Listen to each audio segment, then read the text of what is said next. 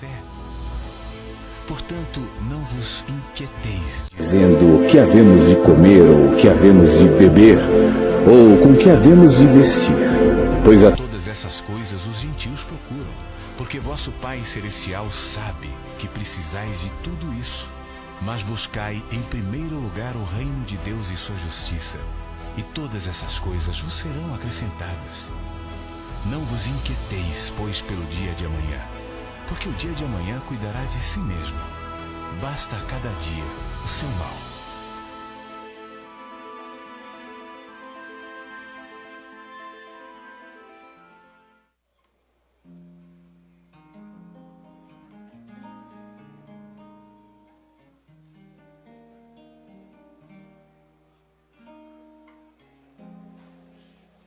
Nasci com fim, com um propósito.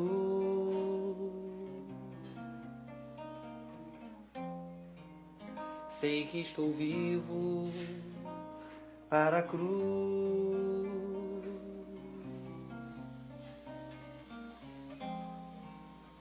Nasci com fim, com um propósito.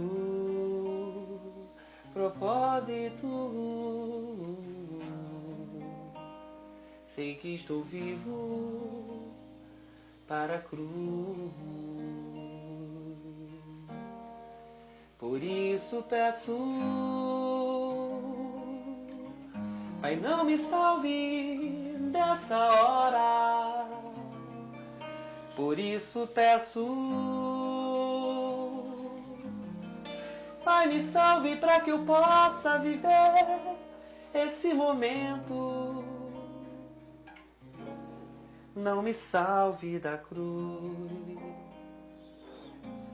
mas me salve para a cruz.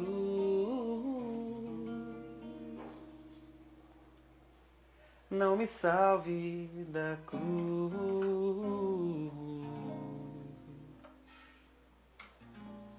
mas me salve para a cruz.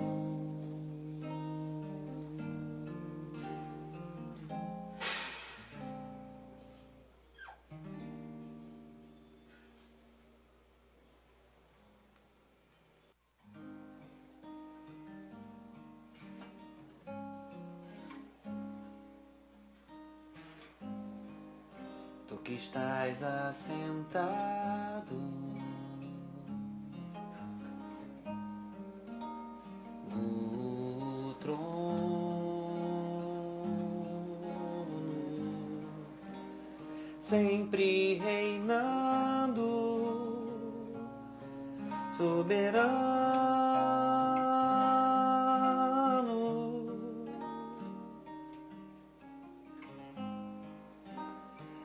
anjos cantando, homens louvando,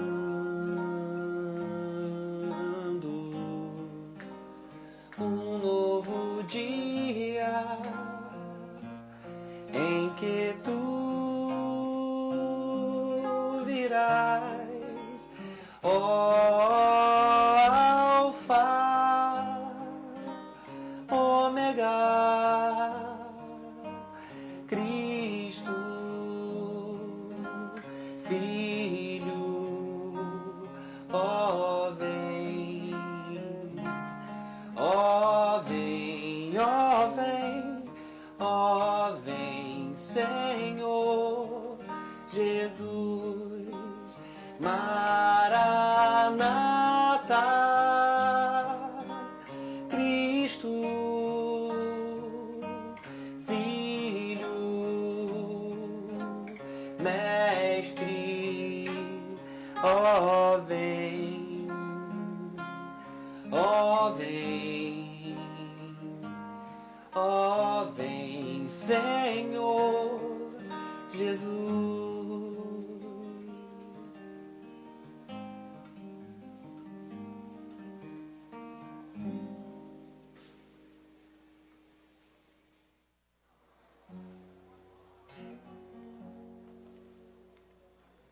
Num lugar perto perto de Jericó, mendigava um cego, assentado junto ao caminho, e seguindo com a multidão, perguntou o que se passava.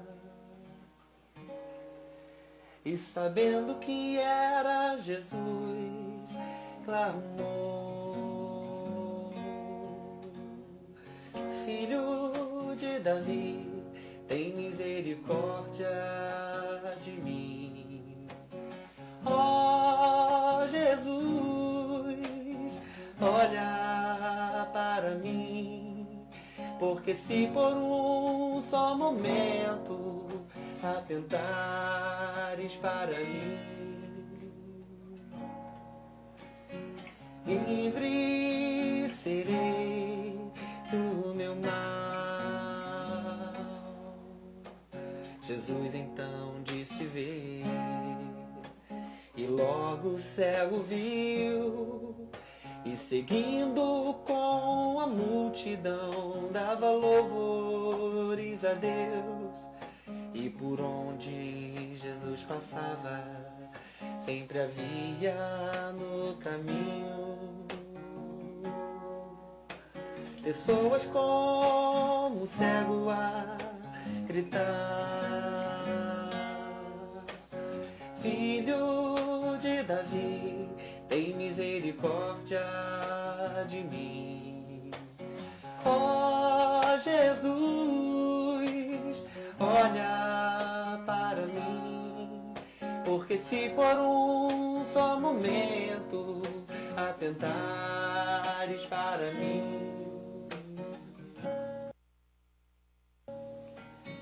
livre serei do meu mal. Livre serei do meu mal.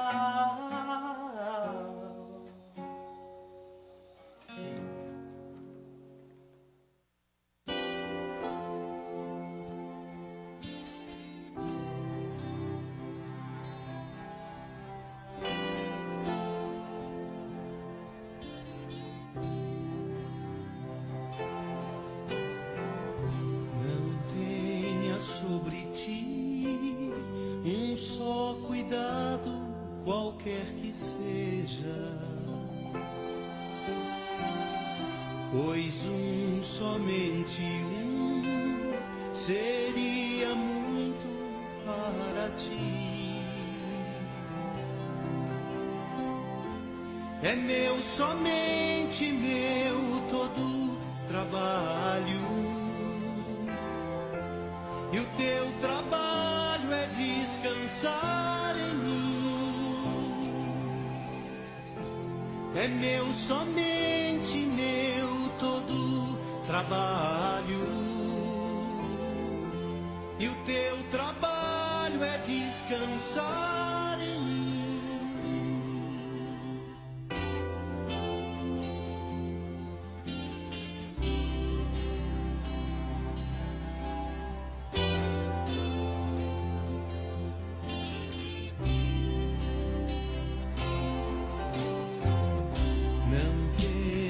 Quando enfim tiveres que tomar decisão, entrega tudo a mim, confia de todo o coração. É meu, somente meu, todo trabalho. E o teu trabalho é descansar em mim. É meu, somente meu, todo trabalho.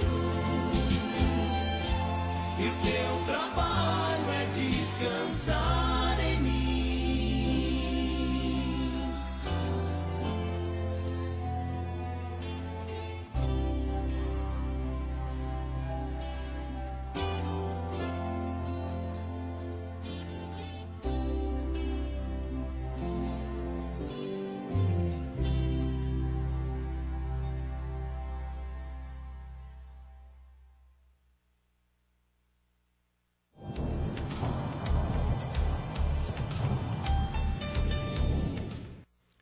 Gente querida, nós estamos de volta e eu espero que você continue a escrever, lotando aqui o chat, respondendo a pergunta: quais são as inquietações que devoram o seu ser. Enquanto você faz isso, nós vamos a mais um Eu na VVTV. Dessa vez é a Flávia de Olinda. Fala, Flávia.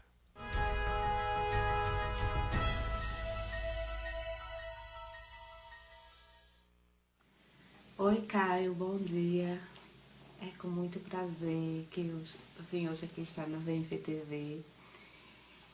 Bem, tudo começou há 1 ano e meio, há 2 anos atrás, quando meu namorado perguntou. Ele sempre estava buscando, assim, coisas novas que falassem mais do Evangelho de Deus do que esses tipos de pregações que a gente tem visto por aí, só falando de prosperidade e barganhando com Deus. E nessa busca ele me perguntou um dia se eu não conhecia nenhum pregador, porque ele já tinha escutado Silas, Neil Barreto, Ricardo Gondim. E me perguntou um dia: você não conhece? Porque eu, assim, já mais de 18 anos, crente, um clichê, né? Então eu falei: eu me lembro de Caio Fábio, excelente pregador, sempre com base bíblica, sempre voltado para a palavra, buscando sempre o Evangelho, realmente o Evangelho da cruz. E a gente começou a procurar, vê aí, vamos ver. E quando a gente achou a VMVTV, assim, foi ótimo. Logo no início foi uma surpresa. Aí eu, meu Deus, que é isso? Você totalmente diferente, com aquele chapéu. Eu, que é isso? Aí eu disse para meu namorado, Marcelo, vamos ver, né, o que é que ele diz, o que é que ele está dizendo, porque para ver realmente, né, que mudança é essa? Porque a imagem que eu tinha registrada na minha memória era aquele Caio, né, gravatadinho, de tantos anos, né? E depois eu fui realmente aos poucos vendo, enxergando. Eu digo, vendo o Caio, vendo o homem de Deus, mas não vendo com esses olhos, vendo aqui, eu vejo o Caio. E assim, foi maravilhoso. E agora a gente não consegue mais se desligar. Ele, Marcelo, meu namorado, a cada dia mais aprendendo e buscando das coisas de Deus, as coisas certas de Deus. E tem sido uma bênção para nossas vidas. Eu agradeço a Deus por ter reencontrado o Caio. Então, um beijo para todos, que o Senhor abençoe a cada dia mais esse veículo que está sendo assim maravilhoso para as nossas vidas e para outras vidas também. Um grande beijo e, como se diz por aqui em Recife, um cheiro no cangote. Até a próxima. Braulio, eu me divirto muito com os seus comentários, hein? Beijos. Que coisa linda e pacificada. Nossa, mãe. A Flavinha. Aqui nesse dia que a gente está falando de inquietação, você não poderia ter feito uma introdução mais pertinente, mais tranquila, mais pacificada, mais doce, mais bem-aventurada para o meu coração e para o coração de muitos outros. Flávia, que o Senhor abençoe você e o seu namorado, um cheirinho no cangote de vocês, e é absolutamente redundante afirmar que é a Flávia de Olinda. Que Deus te abençoe. Um beijão. Flávio, Olindo, Que bom me achará aí, né? É. Aliás, os meus avós paternos nasceram em Recife, eles eram de lá.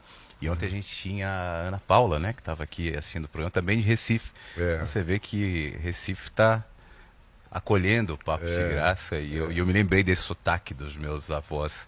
A minha avó, especificamente, falava bastante assim, com esse Olinda, né, Tarra. É bastante, é bem legal. Muito gostoso.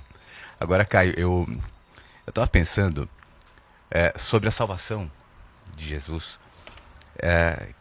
que é tão extensa, que vai além do que a gente é tão grato, a salvação eterna das nossas almas, mas ela nos salva todo dia desse sistema, desse mundo criado para gerar ansiedade.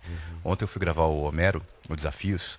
Eu estava esperando a fila do elevador ali para subir no prédio, prestando atenção em, sei lá, 6, 7 pessoas na fila esperando, algumas juntas, uns caras especificamente de terno que estavam juntos, e no celular, um falando no celular, o outro negociando um negócio aqui no celular, o outro... É o tempo todo, né? Toda a tecnologia, tudo que é construído, entretenimento, o próprio discurso religioso que predomina, infelizmente, hoje, vai nessa direção da ansiedade. A gente perdeu a capacidade de confiar. Né? Parece loucura quando a gente fala, ou muito bonito, como você falou, uma poesia, um texto bonito, e a maioria das pessoas que ouve isso acaba acolhendo isso apenas como um texto bonito, mas tirando a dimensão prática e real, que é o livramento desse sistemão criado para gerar angústia na gente. E aí faz um tempo já que eu tenho pensado sobre esse texto, especificamente no significado da palavra buscar em primeiro lugar o reino de Deus, né, e a sua justiça. Qual que é o significado disso? O que representa isso diante desse fluxo que é totalmente anti o que Jesus ensinou, né? O que é buscar em primeiro lugar o reino de Deus e a sua justiça?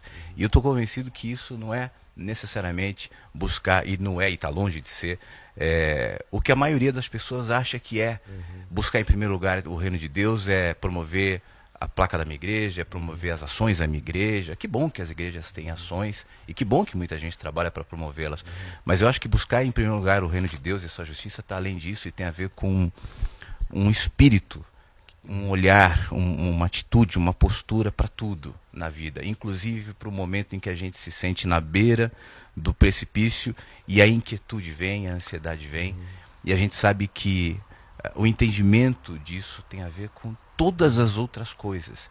Quando eu gravei esse texto de Mateus 6, que o Judá até colocou no break, eu até comentei isso contigo, me veio essa clara percepção de quão subversivo, inclusive, é esse texto, porque ele desconstrói aquilo que a gente acolheu como verdade. Eu ligo a TV, eu ligo o rádio, eu leio uma revista, eu entro na internet, eu vou aos lugares, e tudo me afirma de um jeito ou de outro para que eu seja ansioso.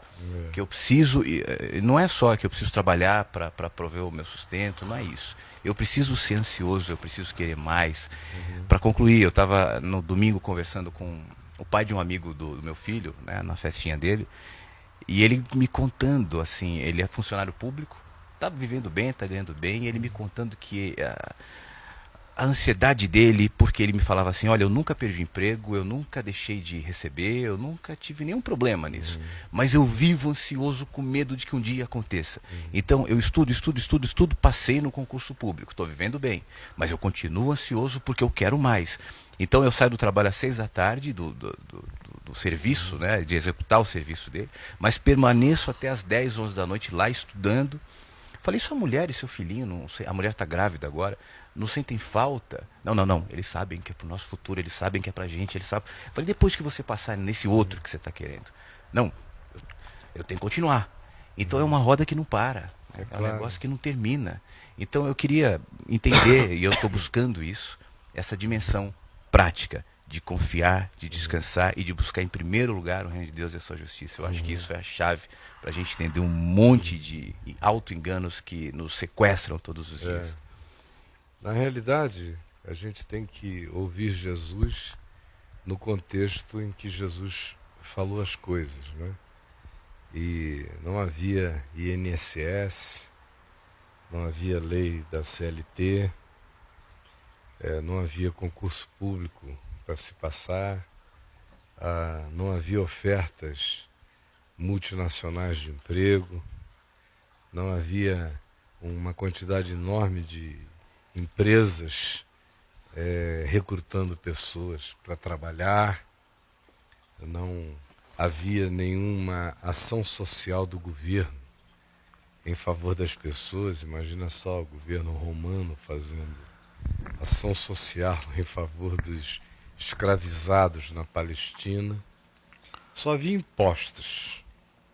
Impostos do templo, que eram aquelas 2 dracmas pesadas por indivíduo, impostos romanos que os publicanos cobravam de maneira acachapante e coercitiva, e cada um que se virasse como pudesse.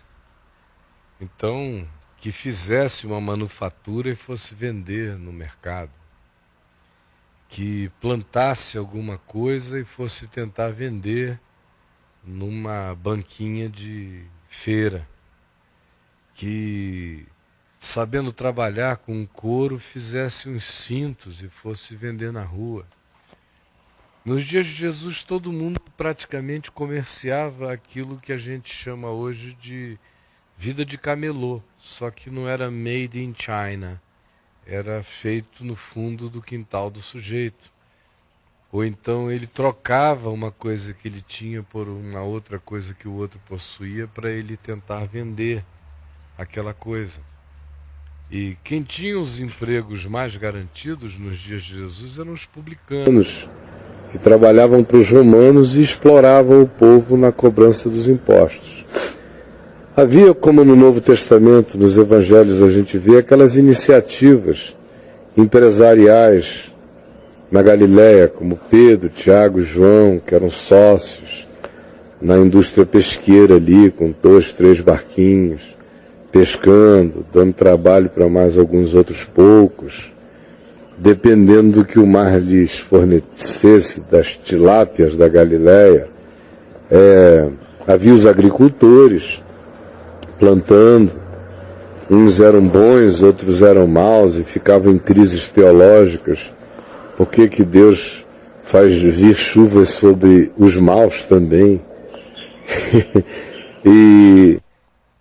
E a quantidade enorme de mulheres que se dedicavam exclusivamente a cuidar dos filhos e da casa era praticamente um contingente absoluto, porque essa provisão vinha do homem.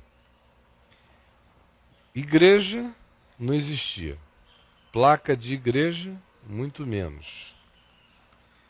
Teologia da prosperidade, nenhuma, graças a Deus.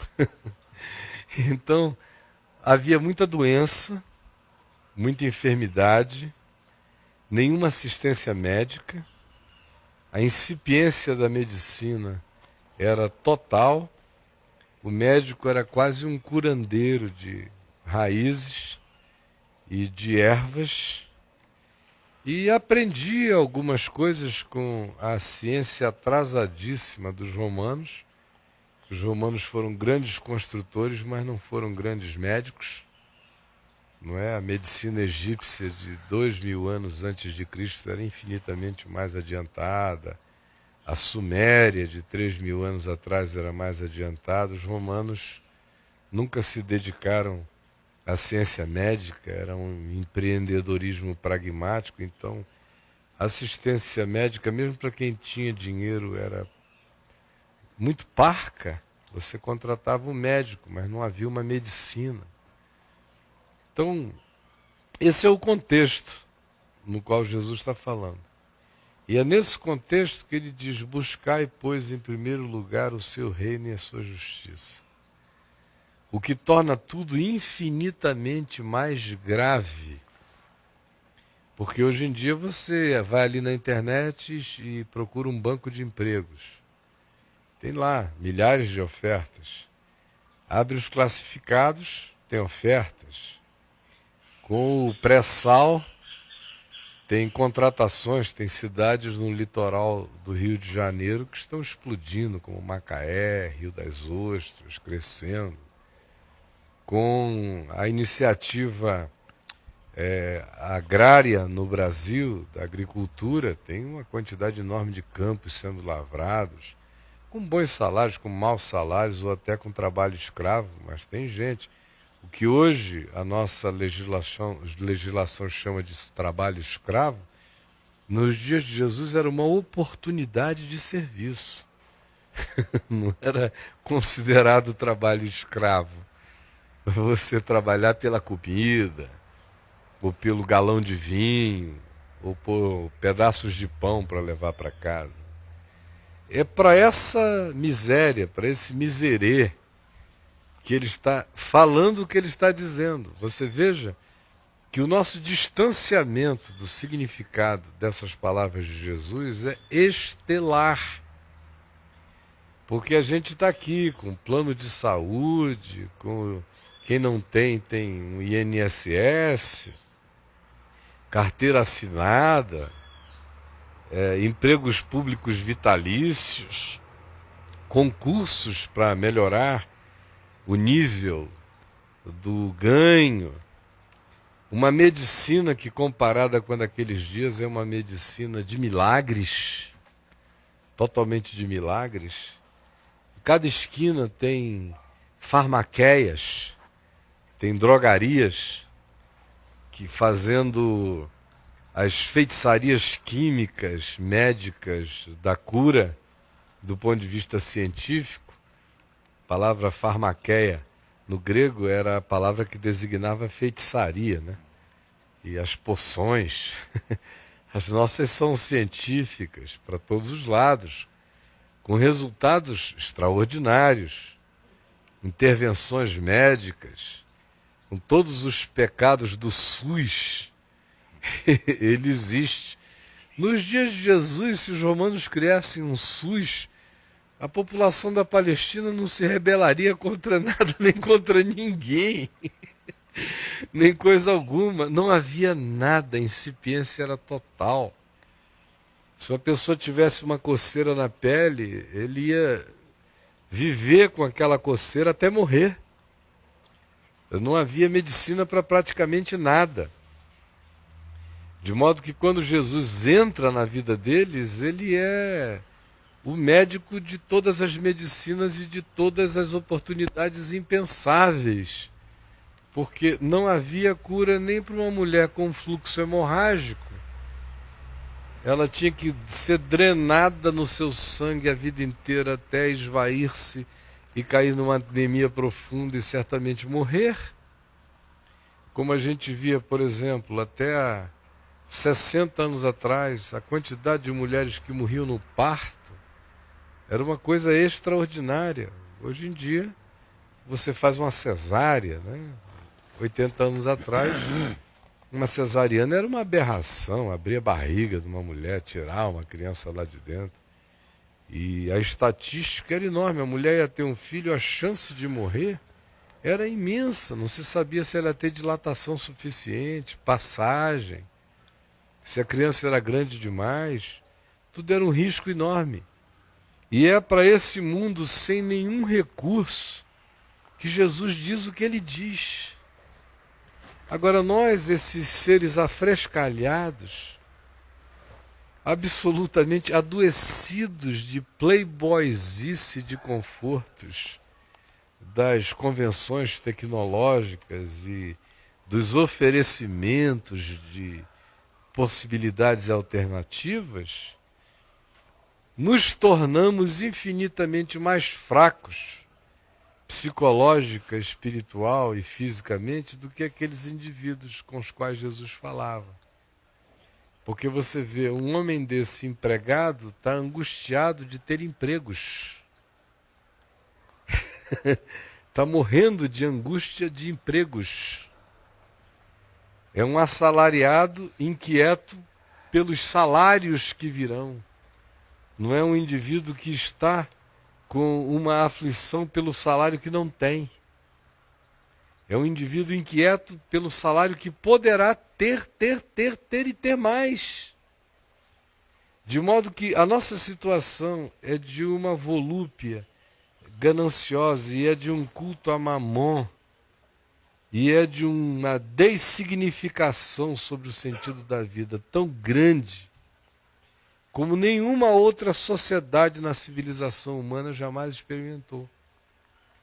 Por isso também, o nível das nossas doenças, com todas as nossas medicinas, era para nós sermos pessoas muito pouco adoentadas. Mas a nossa medicina está sempre atrasada em relação a fabricar medicamentos, porque o nível do nosso estresse, da nossa ansiedade, da nossa inquietação, da nossa perturbação, da nossa violação às leis da natureza, da nossa tentativa de enfiar no dia o que no dia não cabe, de empurrar uma semana dentro de uma manhã e de crer que o cérebro vai suportar um bombardeio tão fulminante de demandas, de requisições, de compromissos, de responsabilidades, e esse culto que se faz ao empreendedorismo nervoso, ansioso, inquieto, que é outra coisa que parece um louro de glória a ser posto na cabeça do cara inquieto, daquele que chega de manhã no trabalho já desesperado, vamos lá, vamos lá, vamos lá, vamos lá, vamos lá, minha gente. Time is money, money is time. Vamos lá, minha gente. E correndo, e correndo, e correndo. E ele se jacta na hora do almoço do quanto ele conseguiu já realizar. E todos os elementos de comparação. E o que as empresas fazem jogando uns contra os outros nessa guerra desgraçada de produtividade, competitividade, de ambição. Doses de ambição são saudáveis, como a gente viu semana passada, até psicólogos falando, ambição naquele sentido da conquista da materialidade sôfrega, até da inveja, até da competição. Psicólogos tendo a coragem de dizer uma certa dose é saudável de inveja. Bota você em movimento. Aí cai Jesus em cima da gente com essa palavra, pá. E muita gente pensa que é poesiazinha, que é assim um caldinho de galinha, que é um caldinho de caridade, que é uma maracujina celestial, que não faz efeito muito forte, que não é um Lexotan, mas dá uma aliviada, é uma água com açúcar depois de um sustinho. Que deixa as vovós pacificadas. Pacificadas, ou quem já se aposentou está esperando a hora do morrer. E quando na realidade, Jesus está falando aqui, é justamente para essa população que não tinha nada e que tinha todas as razões para viver desesperada. O que não é o nosso caso. A gente vê aqui pessoas reclamando de barriga muito cheia. Quando comparados com aqueles indivíduos dos dias de Jesus, os nossos pobres são ricos. Você veja, por exemplo, a figura de Abraão, que no Velho Testamento, em Gênesis, é considerado um homem rico, comparado com o homem médio dos nossos dias, o Abraão rico é pobre. Bem pobre. Em todos os sentidos. Não tem nenhum fazendeiro no Brasil Central querendo trocar o seu status com o de Abraão. Dizer, meu Deus, vou ficar dono de uma glebazinha de nada numa terra ruim, cuidando de umas vacas, de umas ovelhas e de uns cabritos, e bebendo aquele leitinho nosso de cada dia, isso é ser rico? Pois bem, cai essa palavra de Jesus na nossa cabeça e ela é totalmente alienígena para o espírito do homem moderno, educado nessas angústias onde até o entretenimento é puro nervoso. Você vê as pessoas querendo relaxar, eu realmente acho até que pode ser que consigam. Não é o meu feitio, né? Eu, para relaxar, eu preciso parar de fazer tudo, eu preciso ficar quieto, eu preciso olhar para o nada. Se eu vejo um filme, eu preciso me distrair olhando aquilo ali. Às vezes eu estou vendo sem enxergar. ou eu preciso de uma leitura, ou eu preciso sentar em silêncio ali atrás, respirar, ou eu preciso sentir água em mim, me molhando, e me lavando, me acalmando. Mas eu vejo o pessoal se distraindo com um iPhone na mão. Tic, tic, tic. Aí é um bichinho comendo outro bichinho, entrando por um buraco, saindo por outro buraco, aí estão se distraindo. É uma guerra ali naquele negocinho. Passei para outra etapa. Passei para outra etapa, subi de nível. Até nisso é subir de nível. A distração é um subir de nível. Agora é. Começar tudo de novo. Você vê um cara dentro de um avião, atravessando o Atlântico, com um tablet dele na mão, e você vai vendo, depois de 3 horas, o cara tá na mesma coisa, e num nervosismo danado, se distraindo, relaxando. A vida só pode ficar como a vida fica. O nosso relaxamento é fazer parte da torcida do Corinthians, marcar briga na internet. Mas é aquilo que eu estava dizendo, parece que tudo vai nesse sentido. Eu estava me lembrando quando você falava agora desses joguinhos. O meu filho eles têm fases de joguinhos e todos compartilham, da escola, do prédio e tal. Eu acho que deve ser um negócio que todo mundo, todas as crianças nessa faixa de 9 que ele está, adotam. Tem um joguinho que está fazendo muito sucesso entre eles, que são vários ratinhos. Eu vejo ele jogando, ele adora isso. E eu trato isso com muito cuidado. Eu tento conversar, não convencê-lo que o joguinho é ruim, mas conversar fazendo a compensação de outras maneiras. Mas são vários ratinhos, um monte de rato, um subindo em cima do outro. Eles jogam online, cada rato é uma criança. E é uma coisa horrível, assim, é um subindo em cima do outro, subindo atrás de um queijo. Por que eles precisam do queijo? O queijo funciona como dinheiro. Tem a loja do Cada jogo. criança é um rato. Cada criança é um rato. Não, mas vai piorando. Cada queijo corresponde a um valor em dinheiro e ele vai comprando. Eu falei, mas por que você quer? Ele fala, hoje eu quero 100 queijos. Mas para quê? Não, porque eu quero comprar aquela peruca do rato. Aí tem um monte de rato de peruca, assim, não é legal? Vai comprando equipamento. E o pior, quanto mais acessório. queijo ele acumula, ele ganha um status. Rato sedutor, rato fofo, rato não sei o que. Ele vem, ontem mesmo eu falei, pai, eu consegui o rato fofinho. É mesmo? Mas por que você conseguiu? Porque eu consegui não sei quantos queijos. Então isso vai dando uma posição de status pro ratinho. Pra quê? É um joguinho, são ratinhos, é inofensivo. Mas isso vai criando um doutrinamento. Você quer ver uma coisa simples? Quando eu era criança, quase menino nenhum usava óculos. Porque a gente brincava olhando para mangueira, subir em árvore, pular em rio, correr na rua, soltar pipa, jogar peão.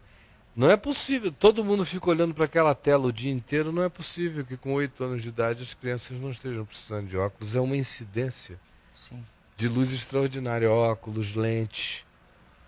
O elemento lúdico todo morto em volta, porque essa coisa distrai, mas não tem ludicidade sensorial de botar você em contato com o vento, com o suor, com aquela caatinga de um suor que seca quando a brisa bate na tua cara depois de você estar suado. Não tem dedo ferido, ralado, não tem joelho machucado, não tem casca de ferida do cotovelo. Não tem a sensorialidade de dizer, as mangas estão chegando, a floragem está começando. Não tem conexão com nada, é num quarto, é fechado, é tudo ali. E os substitutos em ação. Nesse caso aí é o ratinho, que é o substituto do menino rato, né? Jogando no seu computador. Esse ainda é puro, inocente, inculpável e irrepreensível, pé da maluquice que está por aí. Agora, pois não, brother. Eu posso intervir aqui?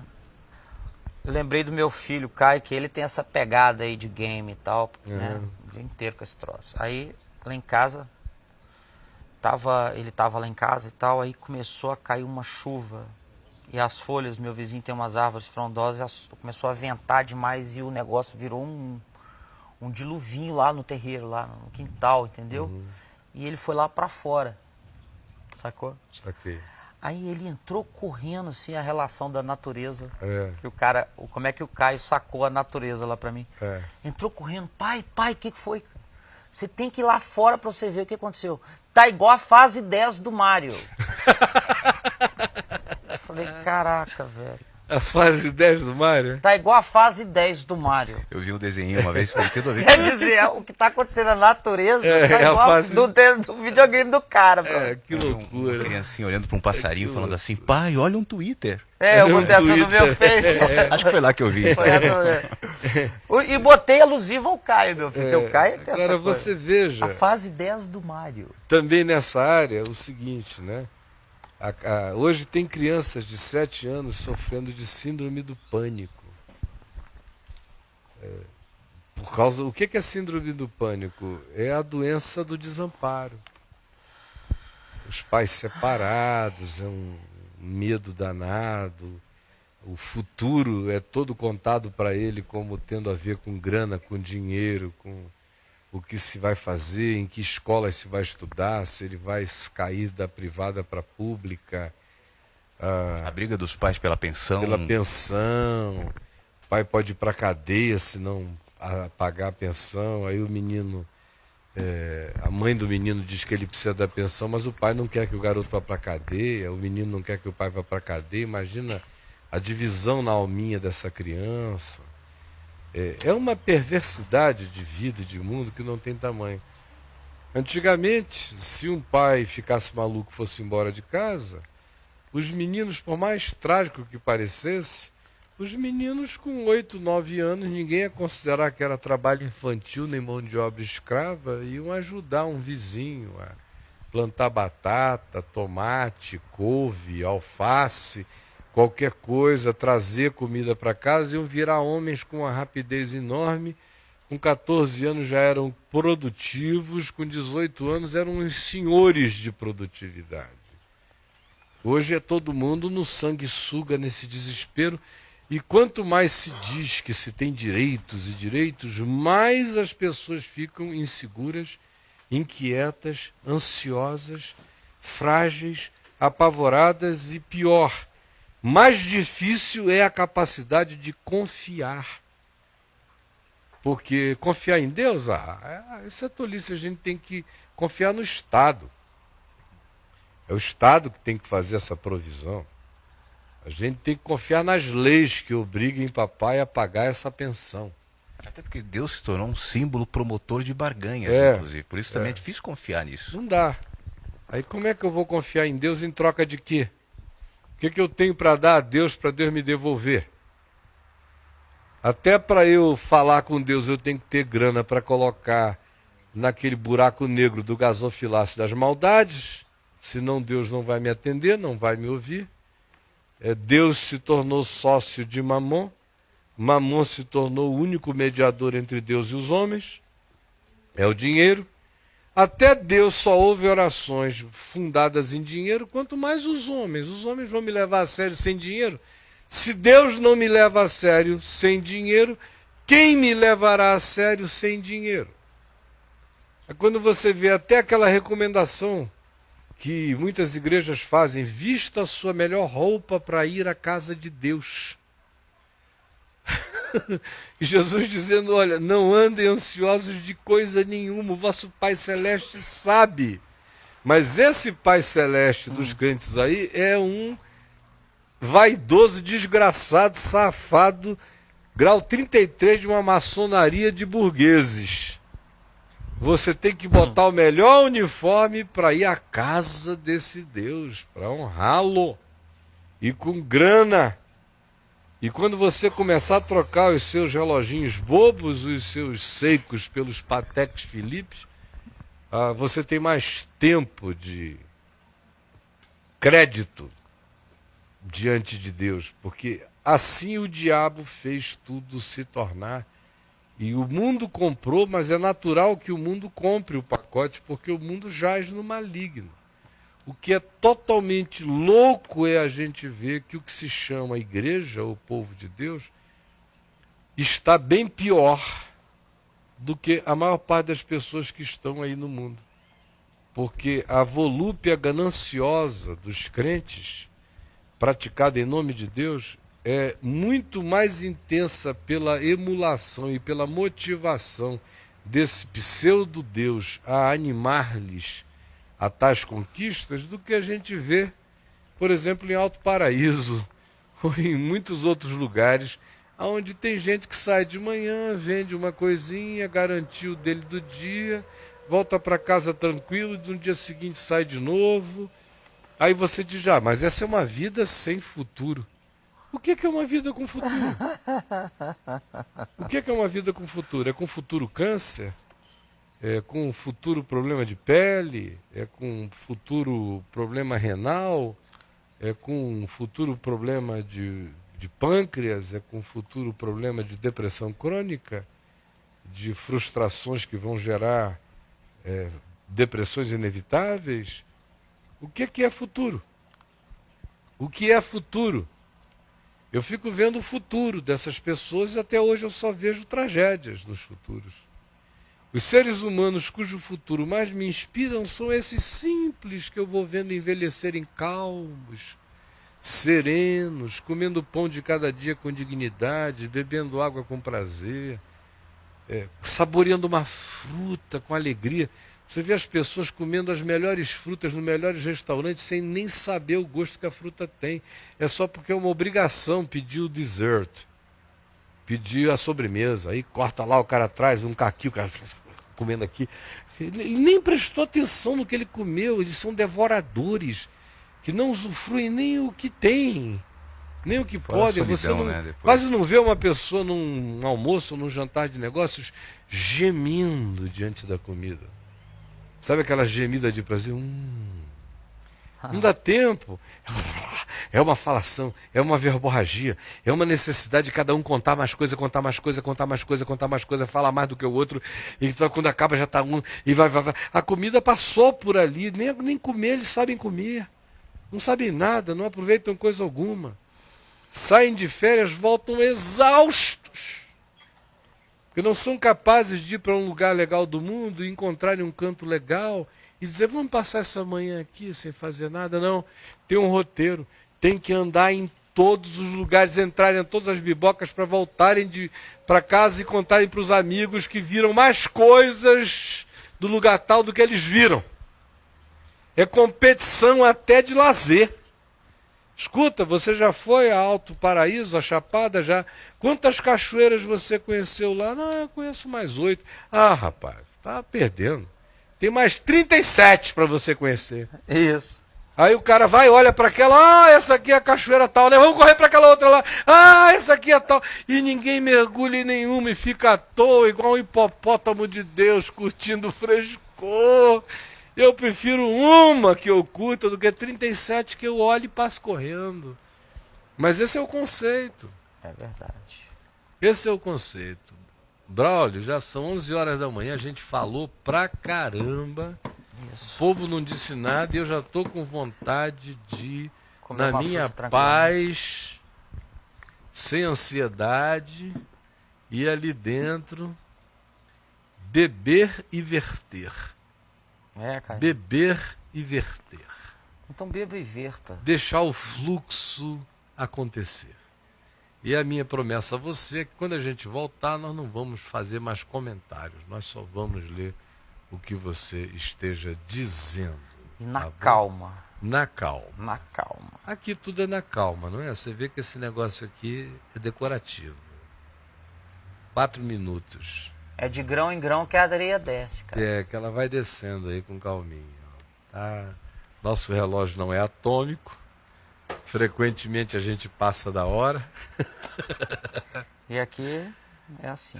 Então olha só, Judazinho, repita aí o Josué Rodrigues cantando Não Tenha Sobre Ti Nenhum Cuidado, qualquer que seja, durante o intervalo.